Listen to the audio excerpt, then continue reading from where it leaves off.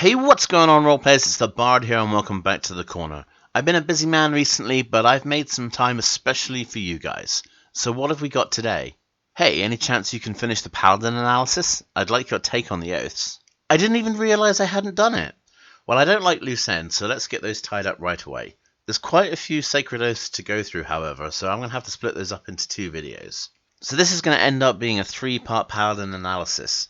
So let's kick off part 2 with the Player's Handbook, Dungeon Master's Guide, and Sword Coast Adventurer's Guide, Paladin Sacred Oaths.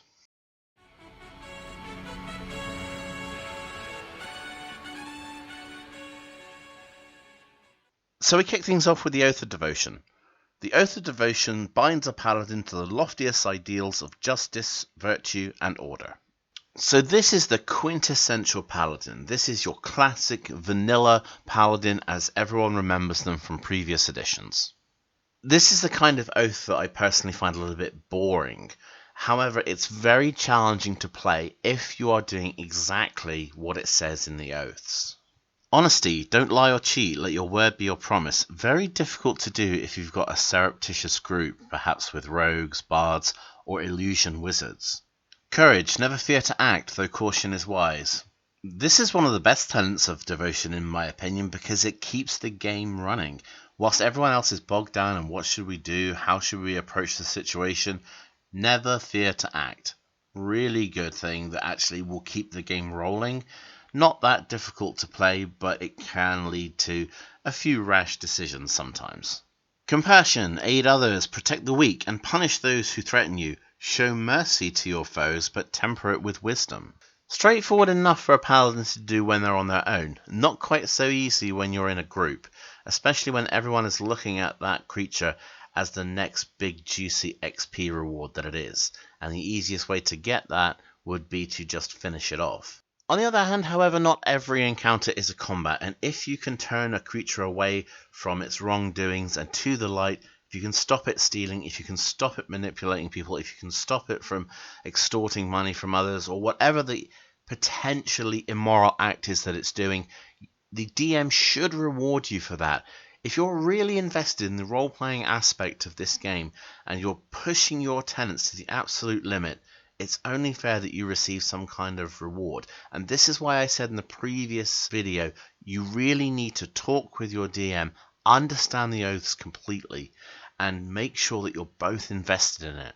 Honor, treat others with fairness, and let your honorable deeds be an example to them. Do as much good as possible while causing the least amount of harm. This one's pretty straightforward, but at the very end it says cause the least amount of harm possible. There's a little bit of leeway there, but it's still a difficult thing to do when everyone else is being a murder hobo in your group. Naturally then, the tenet of honor and the tenet of compassion tend to go hand in hand, so what applies to one applies to the other. And finally, duty. Be responsible for your actions and their consequences. Protect those entrusted to your care and obey those who have just authority over you. I think this one is a lot harder than it actually sounds. I look around at other people in real life and I constantly see them not being responsible for their actions. I constantly hear people say, I don't know anything about it, I was just following orders, it was like that when I got here. These are things I hear constantly, and people will always try to weasel their way out of doing things that they're supposed to do, or taking responsibility for their actions. If you have people entrusted to your care, i.e. the party, then you are technically, in a way, responsible for their actions too. This is especially true if you are the leader of the group. Paladins make natural leaders, and if these are your tenets of faith, if this is your tenet of devotion, you are responsible for every order that you give to another party member. This is your real burden of leadership, and it's far and away more important to concentrate on than the perks of being in management. So let's get into the mechanics of this thing, and the first thing we're going to go over is the oath spells. So the first on the list is protection from evil and good. This is one of those spells that I'm not really 100% certain about, and it's because of the components that are required. I think the problem comes from the fact that you can make holy water with a ritual, but it costs 25 gold pieces to do so. However, if you've got the holy symbol, it counts as a spellcasting focus, allowing you to ignore spellcasting components essentially. So it just seems a little bit strange that it would cost 25 gold pieces to make Holy Water, which does very, very little, but you can cast this for free. That's just a little gripe that I have with the spell, but it's nothing game-breaking. Another little gripe I have with it is it perhaps should have been called Protection from Outsiders, because whilst the spell's in effect, it's protecting you from certain types of creature, like aberrations, celestials, elementals, fae, fiends, and undead. Whilst those do have those alignments, they're not technically the only thing that can have those alignments, so the title just doesn't make a lot of sense to me. If it was protection from evil and good, it should be anything with the evil or good alignment. But again, that's just another little gripe. It's not something that's game breaking. I just wanted to say it because I just think it's necessary to understand exactly how the spell works. Okay, that's my rant over. So let's actually get into the meat of this thing, and this spell is actually pretty good. So with those things that I've listed before, the different creature types, you're protected in several ways. They have disadvantage on attack rolls against you, you can't be charmed by them, frightened, or possessed. Any target that's already charmed, frightened, or possessed by such a creature has advantage on any new saving throw against the relevant effect. That's really nice, because it kind of acts like a dispel in a way, because you're able to cast it even though there's already an effect on someone. It doesn't need to be in place beforehand, so that's something I do quite like about it. It's still just another one of those specific spells, however, because it only is effective against certain creature types. That's why I really like it as an oath spell, because you always have it. So when you need it, it's there. It's not one you're going to choose to memorize, and just having it there on your character all the time, that's the real benefit. It's a good spell when you need it, but it's not one that you would ever go out of your way to deliberately choose. Sanctuary is another spell that falls into that same category, however. It's not something I would deliberately pick for a paladin, but it's nice just to have. It's great for characters who want to go around healing without being targeted by enemies. The problem with the paladin, though, is you don't really have enough spells to go around doing that. Keeping up Sanctuary, using spells for healing, you do have your Lay on Hands, which can be useful, which won't break the Sanctuary spell, but unfortunately you just don't really have enough magical oomph to use this efficiently. Okay, next up we have Lesser Restoration. This is one of my absolute favourite spells, and I would always take it on any character that can get it. So the fact that you get this for free, brilliant. Always in your back pocket and ready to use. You can end either one disease or a condition afflicting it. The condition can be blinded, deafened, paralysed, or poisoned. The two key conditions here for me are blinded and paralysed. When it comes to blinded, look at the spells. See how many of them say choose an object or creature that you can see within range. If it has that line of text in that spell and your character has been blinded, you cannot cast that spell. End of. Additionally, martial characters suffer with disadvantage on their attack rolls. You're not going to be able to do anything perception based. It's just such a devastating condition, and this removes it in a heartbeat. Paralysis is the other important condition you want to get rid of. Not being able to do anything with your character is not only dangerous, it's incredibly boring. As round by round goes past and no one is getting you out of your paralyzed condition, not only are you worried about what might happen to your character, you've got nothing to do, and that is terrible. Someone should always be casting Lesser Restoration so that you can get back into the game. And for that reason alone, this is a top tier spell. You also have access to Zone of Truth. This is a skip for me. Niche spell with niche uses. It does exactly what it says on the tin. It can't really do anything special. It's not something you desperately need. Next up is Beacon of Hope. This is trash, garbage, rubbish, whatever your vernacular is, however you want to describe it, do not pick this spell. It's for free, you're getting it anyway, but you will never ever use it. It maxes out healing spells that are used in conjunction with it. As with Sanctuary, you don't have the spell backup in order to be healing everyone constantly. The only good thing this spell does is the advantage against death saving throws, but that is so specific, chances are you may never ever use this spell. Your next third level freebie is Dispel Magic, and everyone should know exactly why this is a good spell. Chances are you've seen 100 videos saying Dispel Magic, Dispel Magic, Dispel Magic.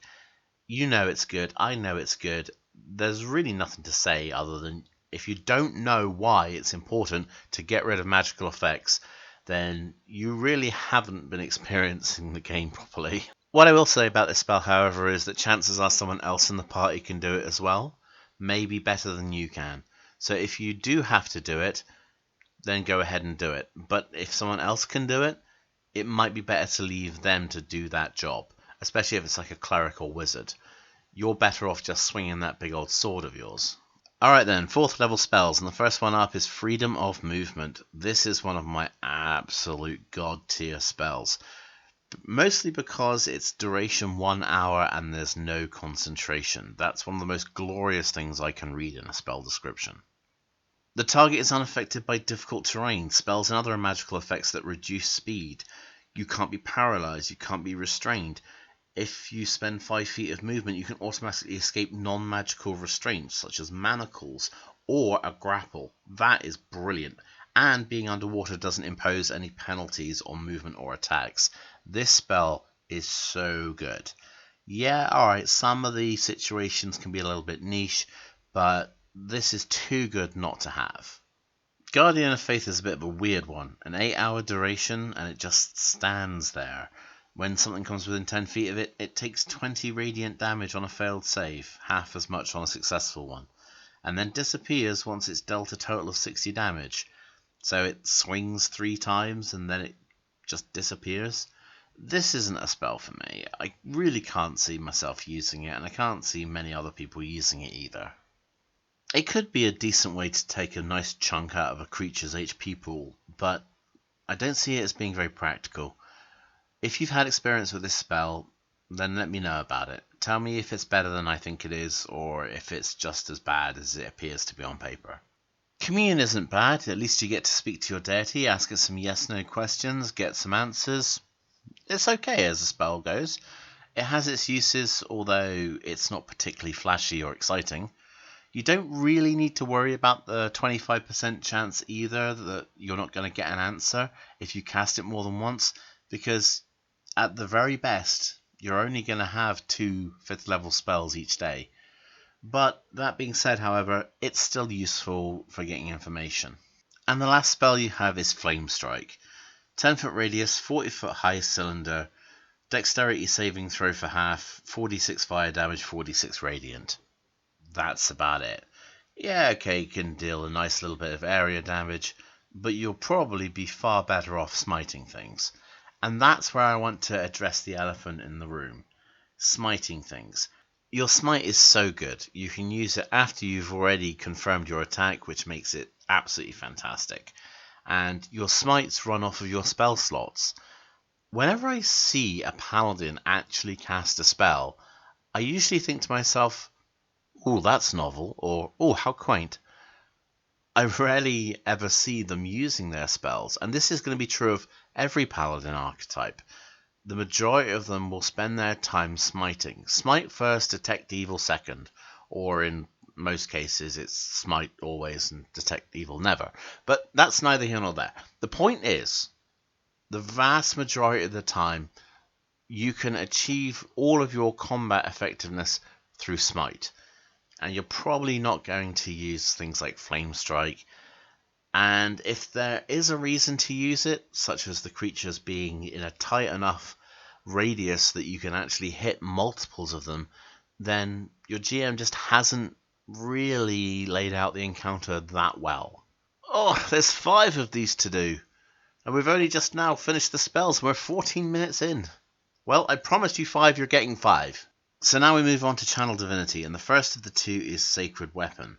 As an action, you can imbue the weapon that you're holding with positive energy using your Channel Divinity for 1 minute and add your Charisma modifier to attack rolls. That alone would be brilliant, but you also get a light radius and the weapon is considered magical even if it's not magical already. That is an excellent channel divinity. Great for keeping up your damage consistency, especially useful if you're going for a destroyer style build using great weapon master. It's just a fantastic channel divinity, and I think you would use it all the time. Next up is Turn the Unholy. Fiends or undead that fail their saving throw have to use their movement to get away from you for the next minute. Nice little crowd controller, but only useful in a couple of specific situations. Aura of Devotion. You cannot be charmed and neither can anyone within your radius. Sounds a little bit specific, but a lot more spells use the actual charm keyword than you would initially expect. A useful little tool, but nothing particularly spectacular. Purity of Spirit. You are always under the effects of the Protection from Evil and Good spell. Well, that first level spell that I can cast virtually whenever I feel like it. Now, you are going to technically still be able to cast the spell on other people, but it's just a disappointing ability. It's just nothing special about it. It just doesn't feel unique. It does make you a magical tank in a way, because very few things are going to affect you. With all your other auras, you've got protection from fear, protection from charm, protection from possession, but some of these things are overlapping anyway, so you're not going to get as much benefit out of it as you would like. So your other auras cover Frightened and Charmed. Those are completely out the window, so they overwrite this part of the spell. You are still immune to being possessed, but only by the specific creatures that are denoted in the Protection from Evil and Good spell, i.e. aberrations, celestials, elementals, fays, fiends, and undead. You will still also get the disadvantage on attack rolls made against you by those creatures. So there is some benefit to it. It's still just not amazing.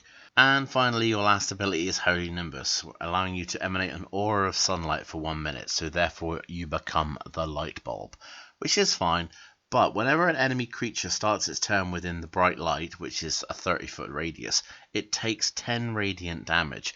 No save, no nothing, so it's just pure damage all the way. So that's pretty good. You're also getting an advantage on saving throws against spells cast by fiends and undead. So that's a nice little bonus. It's just not really amazing, but it's still not a bad ability. So that's the Oath of Devotion, a specialized fiend and undead hunter. There are some real gems in this archetype, such as Sacred Weapon, or the ability to have access to Lesser Restoration as a spell, but there's just not enough meat in it to really make me want to choose this one over any other Sacred Oath.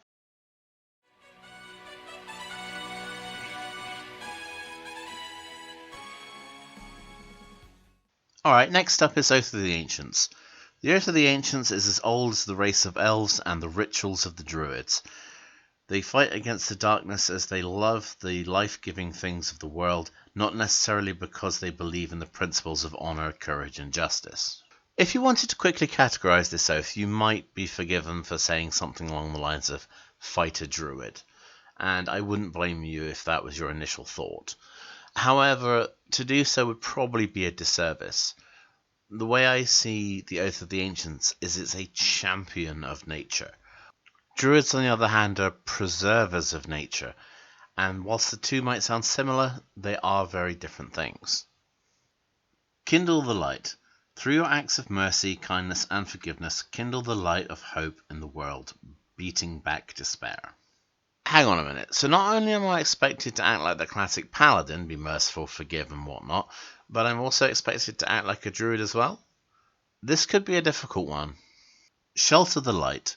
Where there is good, beauty, love, and laughter in the world, stand against the wickedness that would swallow it. Where life flourishes, stand against the forces that would render it barren. Okay, so pretty standard paladin stuff. Preserve your own light. Delight in song, laughter, in beauty and art. If you allow the light to die in your own heart, you can't preserve it in the world. This tenet of faith is great. It's actively telling you to go out there and party. Delight in song and laughter, in beauty and art. Alright, we've gone from fighter druid to now bard druid. Okay, I'm liking this. And finally, be the light. Be a glorious beacon for all who live in despair.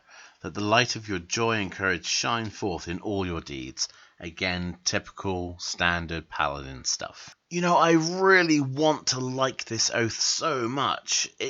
I really want to like it. It's be faithful like a Paladin, have the conviction of a Druid, party like a Bard. It all sounds great, but I just can't get this image out of my head of 1960s British hippies. I'm sorry, I've just gone and ruined the Oath of the Ancients for everyone. But when you read these tenets of faith, when you break it down, when you think about them in context, if you're going to do all of these right, that's what you're essentially becoming. Alright, that's a little bit unfair. It's a bit of an exaggeration, but all the parts are there. And if anyone else picks up on it, then the Oath of the Ancients player is going to have a bit of a rough time at their gaming table. Alright, let's try and salvage some of this. Let's go on to the Oath spells. So first up is Ensnaring Strike. Pretty good, this one. Bonus action to cast. Holds a creature in place. Does a little bit of damage. It's a nice little single target controller. And very, very useful. I can see people using this quite a bit. Next up is Speak with Animals. Useful in more situations than you would think. Urban animals such as dogs, cats, rats, that kind of thing, so you can use it practically anywhere. It does step on the druid's toes a little bit, but if there isn't one in the party, then you've got free reign to gather as much information with this as you like. At 5th level we've got Misty Step. Short range 30-foot teleport, put you in a flanking position, absolutely fantastic. Yes please, I will take that any day of the week. Next is Moonbeam. That's a nice little damaging spell, Moonbeam. 2d10 damage is not to be sniffed at, especially when you can do it every round. It's a tight radius on it, so you might be able to hit a couple of creatures in one go, but it's probably unlikely. But at least you can move it around from point to point on each of your turns. So if you are in a position where you can't swing, Moonbeam is a good choice. It also has an additional effect against shape changes, forcing them to revert back to their original form if they fail their save. Not something you're going to use all the time, but absolutely devastating when it works. In level 3, you're starting off with Plant Growth. I have talked numerous times about Plant Growth. Reducing enemy movement to 1/4 is amazing. 100-foot radius, 8-hour duration. It even has a little bonus for additional crop yield if you use it in a different way. So this is a very nice spell. I really like it, and I can see people using it quite a bit, especially to make melee encounters an absolute steamroll. Protection from Energy is up next. It's one of those spells that I'd really like to have more of, but I usually can't justify preparing ahead of time. So being able to reduce the energy damage you take by half is always really good. The more characters that have access to Protection from Energy, the safer the team is going to be as a whole. So it's not something you're going to want to cast on lots of people, but at least having it for a single use on yourself can probably save you in a pinch. Next up is Ice Storm. I do like Ice Storm as a spell, but unfortunately Cold is the most commonly resisted energy type there is. The benefit this spell has is the mixed damage types, allowing you bludgeoning damage and cold damage, but unfortunately you're not casting this until level 13. There are other spellcasters who can deal more damage at lower spell level. By the time they hit level 13, they're casting 7th level spells, and the damage they can put out is ridiculous. You're probably not going to be casting Ice Storm, which is a pity because there are things I like about it, and thematically it's a nice spell. Stone Skin, on the other hand, is welcome no matter what level you're at. It's one of those spells that you might feel a bit of a cringe when you realise you have to pay 100 gold pieces per cast, but that kind of tight-fisted approach to spellcasting is what ends up with dead party members. Stone Skin is really good as a spell. It protects from bludgeoning, slashing, piercing against non-magical attacks. That is something that turned me off in the beginning because there are so many magical things in the world. But when I actually looked and researched exactly how many creatures are considered to have naturally magical attacks, there really aren't that many. You can probably count them on both hands and still have digits left over. Stone Skin is a very good spell, and the fact that you can cast it for yourself, absolutely excellent. Commune with Nature is a pretty decent information gathering spell. You can gain knowledge of up to 3 of these. 1. Terrain and bodies of water. 2. Prevalent plants, animals, minerals, or peoples. 3. Powerful celestials, fays, fiends, elementals, or undead. 4. Influence from other planes of existence. Or 5. Buildings. Some very good choices there that you can get information of, and you can pick any 3 that you want. The only real problem is it's level 17 when you start casting this. There's going to be so many better things that the other party members can cast. And the last one is Tree Stride. This one allows you to dart around the forest at warp speed. Unfortunately though, that's all it's good for, and there are other party members who are doing this better. By this level, your wizard has already got teleport under their belt, and you're just not going to take advantage of this. Plus it's only useful in one particular type of area, where there are trees. Unfortunately, it's just not one that you're going to use. Those 5th level spell slots, you might as well just save them for big smites. And this is the problem with Paladin spellcasting. By the time you get to these higher level spells, other party members are already doing things bigger, badder, and better than you are. That is the unfortunate truth about Paladins when it comes to their spells at higher levels. You're best off saving those spell slots for big damage smites. But there's still some really good spells in this list, and even Stone Skin by the time you hit character level 13 is still going to be worth your time. So there are more good spells in this list than bad ones. So it's not a terrible choice, and some of the spells will actually be of value to you throughout your entire Paladin career. So they're definitely worth thinking about. Next up is Channel Divinities, and Nature's Wrath is unfortunately not very good. If you want to entangle something with it, you're going to have to be within 10 feet of the creature, and they get their best choice of either strength or dexterity. So they're always going to get their best saving throw out of those 2. It's an unfortunate one. Turn the Faithless, much like Turn Undead, except it affects fiends and fays. Again, very specific. You're not going to take full advantage of this. You'd be lucky if you ever use them, to be honest. Unlike something like Oath of Devotion, which has Sacred Weapon, which is amazing, and you want to use it all the time, these Channel Divinities for the Oath of the Ancient, I can't see them getting much use. At level 7 you get Aura of Warding, and this is the sole reason people pick Oath of the Ancients.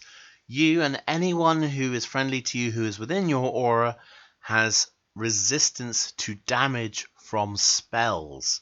That is so broken. With the bonus you get to saving throws and the fact that this is causing those spells to deal half damage as well, you're just wading through fireballs like they're not even there. I will warn you now, however, things like Dragon's Breath and the like, they are not spells, so this aura does not work with them.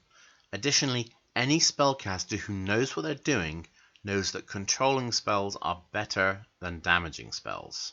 At level 15 you get Undying Sentinel. If you would be reduced to 0 hit points and not killed outright, you instead survive on 1 HP. This isn't a bad ability at all. I'm not a big fan of these kinds of abilities that only happen when you're at death's door, but I do see the value in them. This ability can be a lifesaver, but for me a good ability is one that I choose to use and that has an active effect. But that's just a consequence of the mechanics. It's still a good ability, it will save your life when you need it to, so it has the thumbs up from me. I just would prefer something that I can use actively. And finally at level 20 you get the Elder Champion. You assume the form of an ancient force of nature. Your hair might become leafy or moss-like, or you might sprout antlers or a lion-like mane. There you go guys, unleash your inner furry. Sorry, I did it again, I've ruined the class for everyone. So for the next minute, at the start of each of your turns you regain 10 HP, that's 100 HP's worth of healing over the entire course of this ability. Whenever you cast a Paladin spell with a casting time of 1 action, you can cast it as a bonus action instead. That's really nice. And enemy creatures within 10 feet of you have disadvantage on saving throws against your Paladin spells and your Channel Divinity options. The healing portion of this ability is fantastic. It's going to make you so tanky.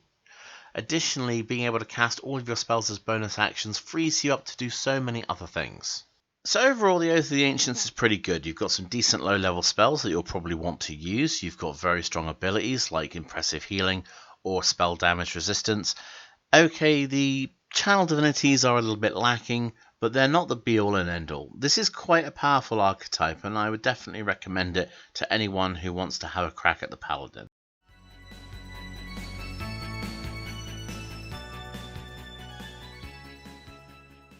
The Oath of Vengeance is a solemn commitment to punish those who have committed a grievous sin. At times like these, paladins arise and swear an oath of vengeance to set right that which has gone wrong. Sounds like Quantum Leap. Yeah, you probably don't remember that. Fight the greater evil. Faced with a choice of fighting my sworn foes or combating a lesser evil, I choose the greater evil. Whatever the biggest, baddest thing is, you go after it. No mercy for the wicked. Ordinary foes might win my mercy, but my sworn enemies do not. So I quite like that one. It actually adds some structure to the tenets of vengeance, because it's suggesting that the greatest evils need to be combated, but smaller evils aren't quite such a big deal. By any means necessary. My qualms can't get in the way of exterminating my foes. This paladin means business. Anyone that uses the term by any means necessary is clearly unhinged. Restitution. If my foes wreak havoc in the world, it is because I failed to stop them. I must help those harmed by their misdeeds. So the Oath of Vengeance has a martyr complex. The role-playing aspects of this oath are absolutely intense. Understanding the oaths isn't difficult. In fact, they even say it's brutally simple. But that's part of the issue. With things that are so brutally simple, it doesn't take into effect the subtle nuances of real life, if you will. I think Vengeance Paladins are genuinely terrifying. The reason being is that when they wreak their justice upon you, they do so with the approval of their own conscience, and nothing is more terrifying or more tyrannical. So now we get into the spells, and at 3rd level you get both Bane and Hunter's Mark. These two are absolutely fantastic. Bane helps you to reduce the enemy's attack rolls and saving throws on up to 3 targets, and it scales pretty well as well. Unfortunately, you're not going to be casting it in higher level slots really for the Paladin, but still, the option is there. And Hunter's Mark, great for actually tracking foes and dealing extra damage to them, so those are 2 really good strong starts. Next we've got Hold Person and Misty Step for level 5. Misty Step we've already talked about previously. Hold Person is great. It causes the paralyzed condition, and that's absolutely devastating because all attacks against the creature have advantage, and if you're within 5 feet of the creature when you attack it, it's automatically a critical hit. The spell is devastating. At 9th level you get access to Haste and Protection from Energy. Protection from Energy we've already gone over. Haste, on the other hand, is an incredible spell. Your speed is doubled, +2 bonus to AC, advantage on dexterity saving throws. You get an additional action each turn that can be used for a single weapon attack, or dash, disengage, hide, use an object. It's so good. This spell is absolutely fantastic, and everyone takes it every time. Okay, so at level 13 we get Banishment. I love Banishment, such a great spell. You see a fiend, poof, gone. Someone who is actually native to the plane, you can get rid of them for a minute so that you don't have to deal with them. If you've got a party member who's severely injured, quickly banish them. They'll be completely safe for the next minute as they're in a harmless demi-plane. No one can get to them. Banishment is such a good spell, and even for its tactical uses, even at level 13, it's still a worthwhile cast. And next up we have Dimension Door. It's a little bit late in the progression considering you have to be level 13 to cast it, whereas other spellcasters are casting it at level 7, but it's still a good one. 500 foot range teleport, and you can bring someone with you. You can really start to stack up on those flanks against your enemies. Really nice spell. Hold Monster does exactly the same thing as what Hold Person does, except you've just got a much larger range of things that can be affected by the spell. And the last one on the list is Scrying. It's a great information gatherer, but this is the only real turkey I think that exists in the Oath spells for the Vengeance Paladin, because the components require a 1000 gold piece, either crystal ball, silver mirror, or font filled with holy water. I don't really consider the Vengeance Paladin to be carrying around a crystal ball while they're looking for someone to smite. But other than that, this is a great selection of spells. Getting into the Channel Divinities now, an abject enemy is really quite nice. 60 foot range, wisdom saving throw, fiends and undead have disadvantage, and the creature is frightened for 1 minute and its speed is reduced to 0. Great little single target controller. Vow of Enmity though is the one that I really like. It's a bonus action to cast. The only downside to it is that it's got to be within 10 feet. However, you gain advantage on attack rolls against the particular creature for 1 minute, or until it drops to 0 hit points or falls unconscious. That is really nice. So move, get up in the creature's face, bonus action, give yourself advantage, and then with your main action you just swing, swing, swing. Really, really good channel divinity, and it gets an upgrade, which we'll talk about in a little bit. At level 7 we get Relentless Avenger, and the Oath was doing so well up to this point. This is a repositioning tool that only works if they provoke an opportunity attack, you hit, and then it allows you to move up to half your speed. The only good thing about it is that you don't provoke any attacks of opportunity yourself with this movement. But this is such a disappointment. I maybe wouldn't mind so much if it was guaranteed, but you don't even know if you're going to get the chance to use it. If you do have the opportunity to use it, you still have to make contact with that weapon of yours, and you still then have to decide, do I actually want to move, and is it tactically advantageous for me to do so? I mean, how can you justify giving one Paladin Oath spell damage resistance and giving the Vengeance Paladin a hop, skip, and a jump? So Soul of Vengeance is at level 15, and any creature under the effect of your Vow of Enmity, if it attacks you, you can use your reaction to attack it back. I mean, that's not bad, it's an extra attack each round, essentially, but I just would have preferred an ability that wasn't tied to something else. When you have abilities that just upgrade something else you're already doing, the way to get the most out of that character is to use that ability consistently. Now, that can be a good thing and it can be a bad thing, but sometimes I just like to have something that's a little bit different and not always reliant on me doing something else to make it work. But that being said, however, it's still pretty decent. The Vow of Enmity at its base level is giving you advantage on your attacks, and its upgrade is giving you a potential additional attack in reaction to a creature that may attack you. So whenever you do go for a hit against it, at least you'll have advantage too. But it's still just an attack that you get every so often. Maybe you get it, maybe you don't. It doesn't really compare to the fact that you've got other paladins who can just avoid death when they feel like it, or have just blanket immunity to being charmed, frightened, or possessed by certain things. A little bit lackluster to be sure, but at least what it does well, and that is to swing the sword and hit things hard. Avenging Angel is an ability that I think is a little bit more focused, but what it does with a lot more proficiency. So first of all, the ability lasts for 1 hour, which is great. It gives you a 60-foot fly speed and the ability to just be completely three-dimensional in your attacks, and it also gives you this aura of fear. The aura is really good because if the creature saves against it, it's not immune to it for, say, 24 hours like with most other fear spells, so it needs to keep saving again and again and again until eventually you get the effect on the creature. When the creature is frightened, it has all those standard effects, plus you get advantage on your attack rolls against it.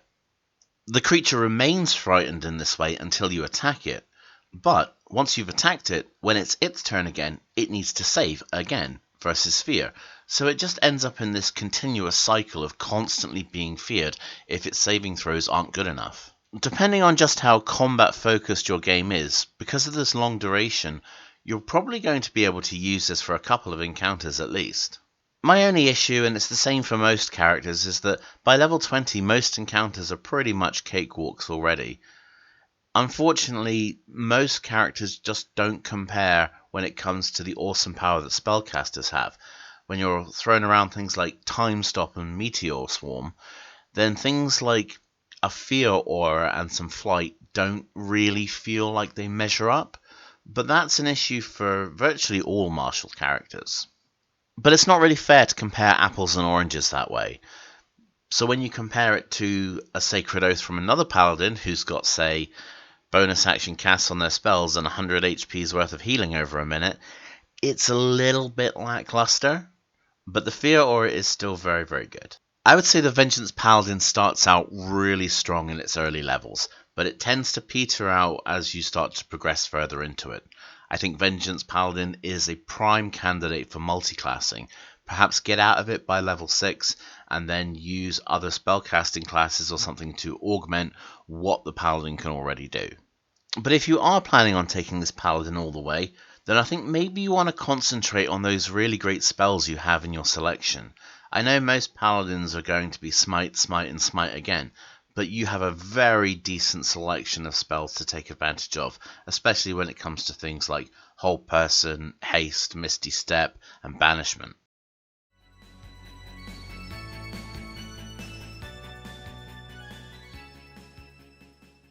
The Oath of the Crown is sworn to the ideals of civilization.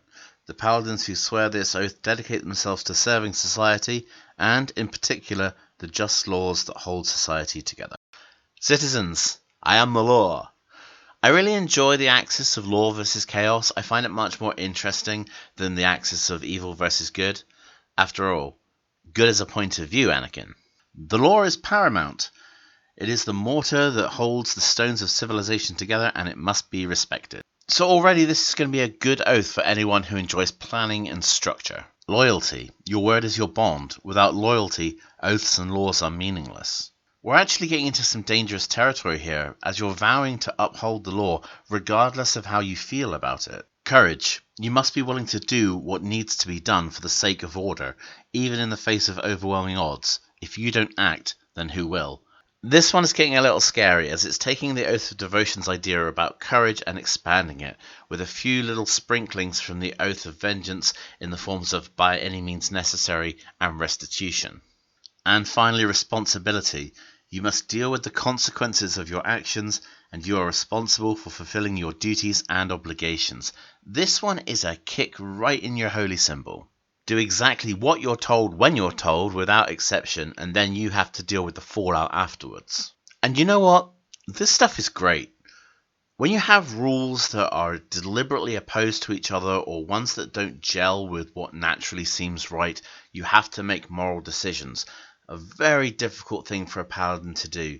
Do you choose to follow your oaths, or do you do what you know is right, even if it goes against the tenets that you've chosen to uphold? The Tenets of the Crown is a really strong role-playing opportunity, and I would recommend you read into this one if you have access to the Sword Coast Adventurer's Guide. Next onto the Oath spells, and the first one up is Command. You speak a one-word command to a creature you can see within range. It gets a Wisdom saving throw. If it fails, it must follow that command on its next turn. This spell is hilarious. You can't do anything that would cause the creature harm when you make your command, but if you're on the ground level, try a command like Defenestrate. It won't work on higher levels because of the falling damage, which is obvious, but just laugh as the creature throws itself out the window. The thing is, the key word here is directly. You can't command something that is directly harmful to it. Throwing itself out of a window on the ground floor isn't directly harmful. It's not your fault if there's something else on the other side. Next is Compel Duel. I don't really feel one way or another about this spell. It's good for giving a creature disadvantage against anyone other than you, but you still have to attack it and nothing else, otherwise the spell is broken. The other problem with this spell is that someone from your party can actually break it if they attack the creature, so I don't see a great deal of use for it. But it is kind of useful for keeping that creature within 30 feet of you, providing it doesn't make its saving throw. Maybe you've had some success with it, I don't know, but I think I would rather just keep those spell slots for either smites or some extra commands. Next up is Warding Bond. I quite like this one, it's not bad. It's an hour duration, non-concentration, which is something I always like to see. A +1 bonus to the target's AC and saving throws, which is always welcome. The creature also has resistance to all damage, which is fantastic, but you also take whatever damage was dealt to the creature. So it's essentially just like sharing the damage and having it between the two of you. This spell has a fairly expensive material component, but at least it's reusable. Now, I actually prefer this spell on the Paladin as opposed to having it on, say, a Cleric, because the Paladin has a much larger HP pool, so that they can afford to have this spell cast on them more often, and thus soak up more damage that the party would be taking. At character level 5, you can also cast Zone of Truth. Skip! Aura of Vitality is up next, and I generally do not like healing spells. I think there's far better things you can be doing with your time, but I do like Aura of Vitality. This is a 1 minute duration. It can potentially heal up to 20 d6 worth of damage. You can use it on who you want, when you want. It's really precise in just how much it's healing on individual people. It's a very efficient healing spell.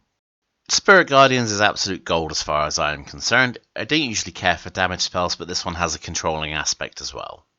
10-minute concentration spell, 15-foot radius, deals 3d8 damage with a saving throw for half, and it halves the target's speed as well. Plus, you can designate any number of creatures you like to be unaffected, so just have the rest of your party stand in it with you, and just let the creatures hurt themselves as they try to get to you in melee combat. Level 13, Banishment and Guardian of Faith, two spells we've already gone over, so let's move on to the next.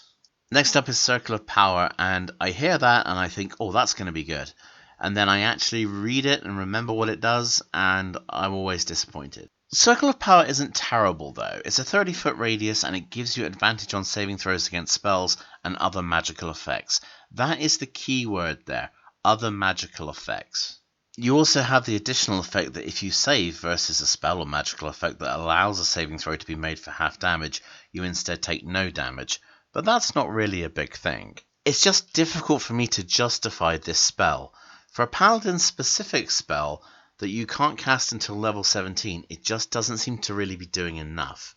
Furthermore, you've managed to survive the first 16 levels without this. Why would you suddenly need it now? And then finally there's the Gaius spell. I just don't see this as being useful to you. It's definitely a strong one. It lasts for 30 days. It causes the creature to have to follow some kind of command or perform some kind of service. And anytime it does anything that's directly counter to that, it takes 5d10 psychic damage. Again, as with a lot of these spells, many other spellcasters are just doing it better than you are. At 7th or 8th level, which you can't achieve as a paladin, other spellcasters are able to keep this spell going for up to a year. At 9th level, it's completely permanent until the course of action has been completed. So as far as it goes for the spells for the Oath of the Crown, some of them are really good and others are just a little bit situational. When it gets to the top end ones, you're probably not going to use many of them, but there are good ones within the selection. So now we get on to the Channel Divinities. Champion Challenge is a bonus action to use. It's a 30-foot range, forces a wisdom save against each creature that you wish, and then they can't move more than 30 feet away from you should they fail that saving throw. I really quite like this one. There's no upper limit when it comes to time. It only ends if you're incapacitated or you die. This can be used for tactical repositioning of your party without them being intercepted. It can prevent monsters from escaping from you. It doesn't force an actual challenge, but it is a fairly decent controller, keeping things within your sphere of influence. Next up is Turn the Tide. Again, a bonus action to use. Each creature of your choice that can hear you within 30 feet regains hit points equal to 1d6 plus your charisma modifier. This only works if creatures are under half their maximum HP, but that's not an issue because this is more of a last resort ability. I think this one's fairly useful. You don't need to be in contact with anyone that is affected by it. You don't even need line of sight to them. As long as they can hear you, they get the HP bonus. I like abilities that heal instead of spells that heal, because if you have an ability that can do it, you can then make more interesting spell selections. The thing I like the most about it is the fact that it's a bonus action, so for the majority of the time it doesn't interfere with what you actually wanted to do on your turn if you have to resort to using it. Nice ability. Divine Allegiance is a really nice damage sponging ability. Anyone that's within 5 feet of you who takes damage, you can use your reaction to take it for them. I really like that. There's no upper limit on how many times you can use this. The only limiting factor is your HP pool and how risky you want to play the game. Abilities like this one are great because they put the decision in the player's hands and it forces them to make difficult choices, and that makes for exciting role-playing in my opinion. Unyielding Spirit gives you advantage on saving throws against being paralyzed or stunned. These conditions can be dangerous for your character and they can keep you out of the game for a number of rounds, leading to boring gameplay, so it's nice to have some defense against them. But unfortunately those are conditions that only happen every so often and the ability itself is just duller than ditch water. And finally at level 20 we have Exalted Champion. This one isn't too bad, it's an hour-long duration. You can gain resistance to bludgeoning, piercing and slashing from non-magical weapons, so it's kind of like having stone skin on. Your allies have advantage on death saving throws while within 30 feet of you. Not bad, but not brilliant. And you have advantage on wisdom saving throws, as do your allies within 30 feet of you. Quite a few things require wisdom saving throws, so overall that one isn't bad either. The other thing that some people may find nice about this ability is that it's based on your presence of character. It doesn't force you to take on angel wings or a lion's mane or shine like a light bulb. It's just you and your conviction. And if you like your character to remain your character, then this ability is also pretty good whilst giving you some fairly decent bonuses. I think the Oath of the Crown is my favourite so far. It's got a good array of balanced abilities, there are things that you'll want to use, you've got a few decent spells, and it's nice and subtle as well.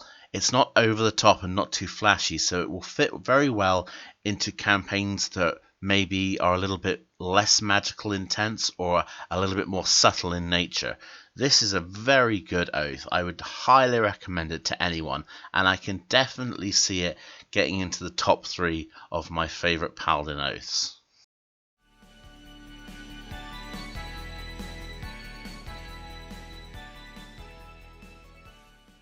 Now, for obvious reasons, the Oathbreaker isn't a sacred oath in and of itself, but it is an alternative in the situations where you do lose access to your Paladin abilities.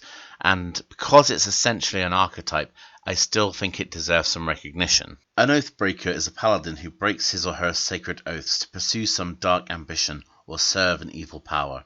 Whatever light burned in the Paladin's heart has been extinguished, only darkness remains. So with no oaths to speak of, we can get straight into the spells.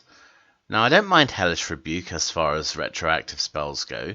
It's okay for keeping up some damage consistency, and the damage is fairly decent, although fire is a little bit of a commonly resisted energy type. Inflict Wounds is a nice spell, it's got that intimidation factor going for it. 3d10 necrotic damage is a lot, but there are a lot of things that resist or even flat out negate necrotic damage. I think, however, you're going to get slightly better damage consistency out of using Smites instead of Inflict Wounds, considering that even with a fairly middle-of-the-road strength score such as, say, 16 or 17, the pluses will still add those additional points, which help keep you ever so marginally more consistent. Crown of Madness, with a few caveats, allows you to take control essentially of a target creature and force them to attack another target creature you mentally choose. What irks me about it is that you need to use your action each round thereafterwards in order to keep control of this spell, and there's usually far and away better things you can be doing with your time and effort. Darkness is a bit of an interesting spell. A lot of people complain about it because they feel that it doesn't work exactly the way it's supposed to. The problems arise with both characters being effectively blinded from each other, wherein if you are blinded, your attacks have disadvantage, but a blinded character, your attacks have advantage against them. So essentially, with the way the advantage-disadvantage mechanic works, it just balances out and your attacks return to normal. But what you need to understand, however, is if a creature can't see you, it has to guess the spot that you're in before it attacks. So there's a very good chance that it will lose its action by attacking a space that you're simply not in. Another thing to note is that no one gets an advantage from other abilities because the disadvantage and the advantage cancel each other out regardless of how many of either you may have, so everyone is always on a level playing field when within the darkness spell. And finally, no one's going to be provoking any attacks of opportunity when within the darkness radius. Page 195 of the player's handbook quite clearly states, any creature that you can see that moves out of your reach.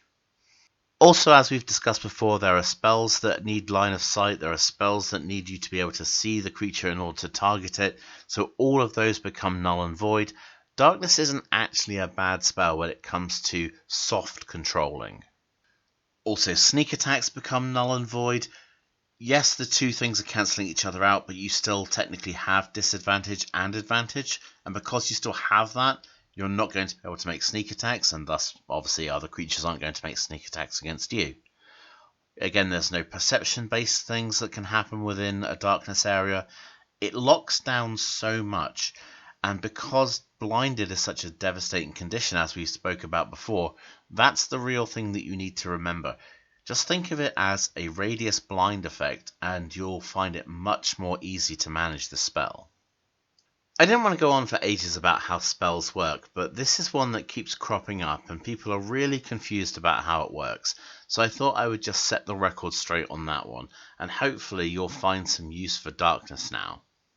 Animate Dead is next at level 9.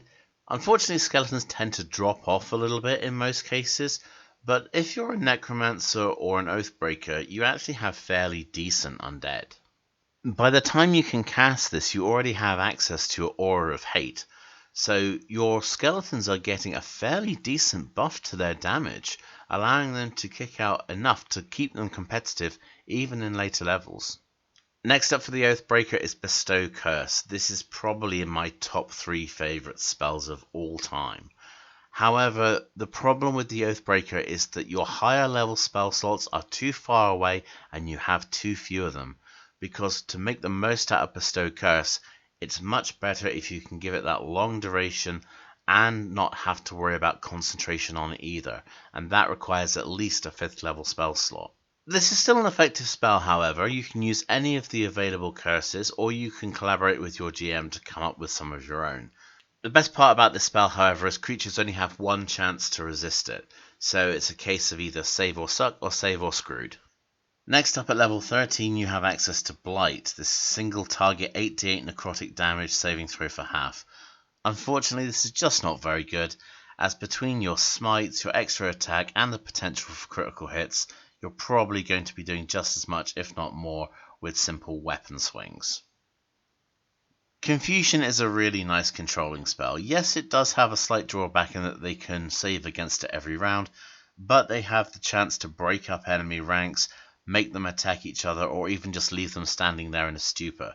I really like Confusion, and I think if more people tried it out, they would find that it's actually pretty fun to use. And finally, at level 17 you get access to your 5th level spells. First is Contagion.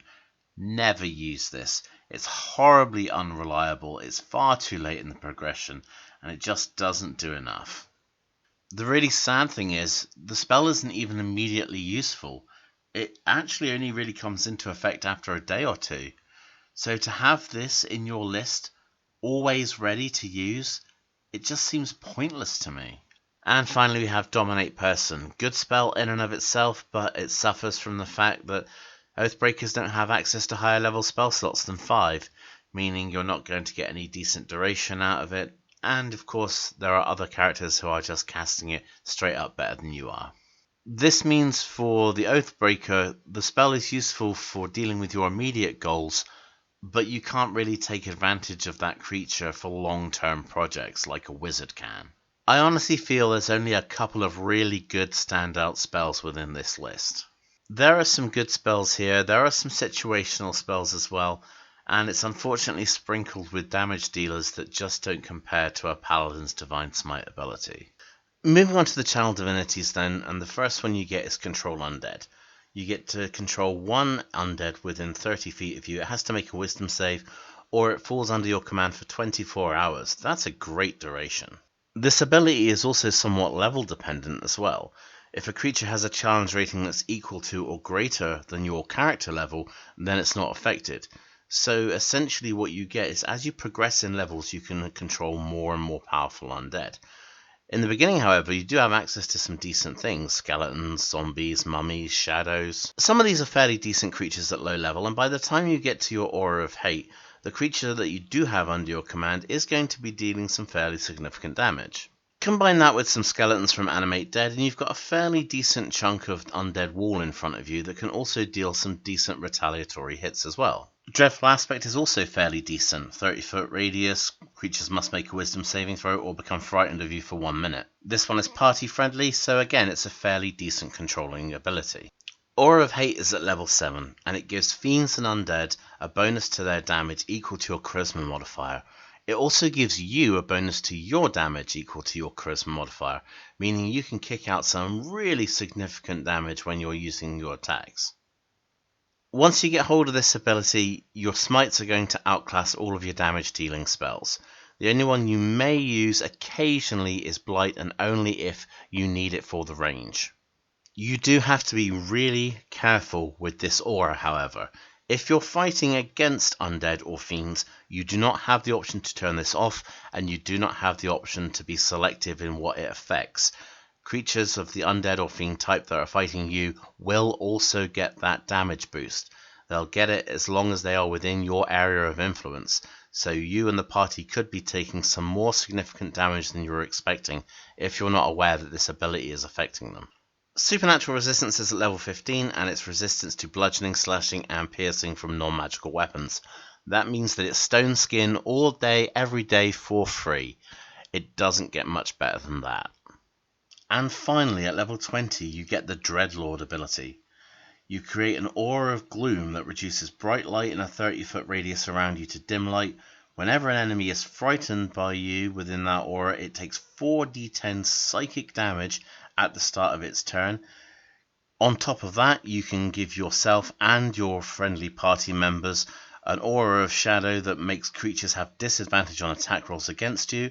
While the aura lasts, you can use a bonus action on your turn to cause the shadows in the aura to attack a creature. With a melee spell attack, you can deal 3d10 plus your charisma modifier in necrotic damage. This is ridiculously powerful for a 1 minute long ability. You may have to put in a little extra work with this one, however. You do have to make sure that the creature is feared if you want to get that 4d10 psychic damage, meaning fear spells or uses of your channel divinity. But it's such a good ability to have running that there's really nothing that's going to stand up to you. With the damage it's potentially taking from being feared, additional damage that you can do as a bonus action, powerful divine smites which also benefit from your aura of hate. The Oathbreaker is just so good at crushing its foes, there are very few things that can stand against it. The thing about the Oathbreaker is it's not something you just slip into as a result of failing to uphold your oaths. It is something that is absolutely dedicated to evil and villainy, and you must make a concerted effort if you are going to take this path. If you are choosing to roleplay this, it is something that is not easy to do, and if you go down this route, there is no coming back. This one is a challenge for experienced roleplayers because it means taking a paladin and everything you once believed in and completely sweeping it away and replacing it with a whole new outlook on your paladin progression. Ultimately, this is a decision that is not made lightly, both in and out of game. From a mechanical standpoint, the Oathbreaker is really solid. Okay, it has a few iffy spells, but most paladins don't even bother spellcasting anyway, and all of its abilities that it gets are absolutely top-notch. Bonus damage, crowd control, damage resistance, options for minions, there are so many things that this thing is doing, and it's doing them all so well.